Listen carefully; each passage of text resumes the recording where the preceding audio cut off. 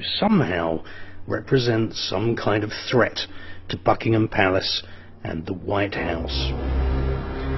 Just recently, Mali, Congo and Sierra Leone erupted yet again into what the BBC described as civil war.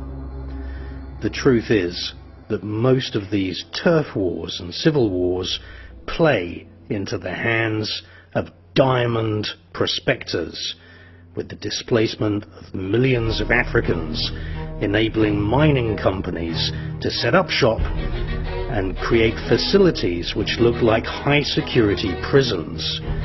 These are diamond mines, and they mar the natural beauty of the landscape and strip the subterranean strata using high-powered water hoses and acid. And these diamond merchants and diamond mines are creating havoc and destruction all over Africa. Who owns these diamond mines? Well, in many cases, De Beers and other Jewish British aristocratic companies are running the diamond business. And it's been that way since the era of Sir Cecil Rhodes, a man so rich from diamonds that he actually named a country, Rhodesia, after his own name. Behind the scenes, vast numbers of guns, pistols and bullets are distributed to various African villages. When a local person discovers a diamond, miraculously, as if by magic, two things happen. Firstly, landmines are placed all over the area where there are diamonds. This keeps local people away from the diamonds until the Jewish British aristocrats move in with their high-security diamond mines. And secondly, local people begin to die of a mysterious plague. The World Health Organization says there is no cure for this plague, and the plague is called Ebola.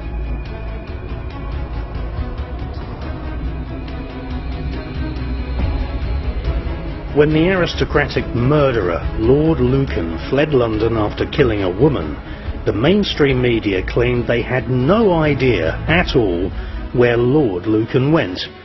But we have tracked him down. Lord Lucan went to Botswana, which is one of the African nations controlled by Buckingham Palace.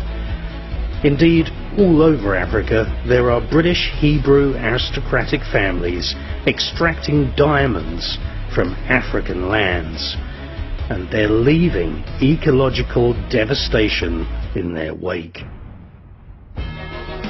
Now, we also have to add into this mix a fact that Jews very often hate Muslims, and it is interesting to note that the Ebola plague is killing Muslim Africans in areas where there are Jewish diamond mines.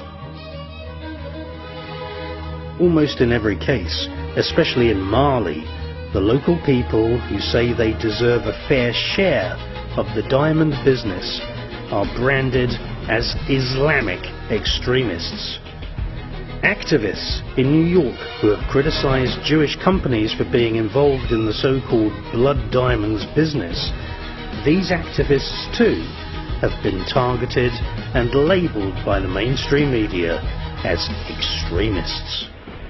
British mercenary soldiers have been hired to distribute guns to stir up civil war in all these African countries where Buckingham Palace and the Jewish diamond traders in Amsterdam, Antwerp and London extract vast numbers of diamonds. Every country in Africa which has diamonds has, just by chance, a civil war. The British Jewish aristocracy are the biggest customers for diamonds. But diamonds are not just about wedding rings and jewellery. Diamonds are used as a form of money laundering and are an important part of the drug trade. Diamonds are also a very useful form of bribery. million-dollar diamonds can be given and held in a single pocket as a bribe, and the value of the bribe can never be seen on any bank account document. Diamonds are a very useful way of shifting millions of dollars across international borders, because just a shirt pocket full of diamonds saves that person from carrying huge suitcases stuffed with cash. During the recent period of war in West Africa, we have witnessed a conflict that is in just over a decade left 50,000 people dead, hundreds of thousands of people homeless, and the country's infrastructure and economy in tatters. The poor people in Congo, Angola, Sierra Leone, Liberia and Mali have not even enough money to buy good walking boots.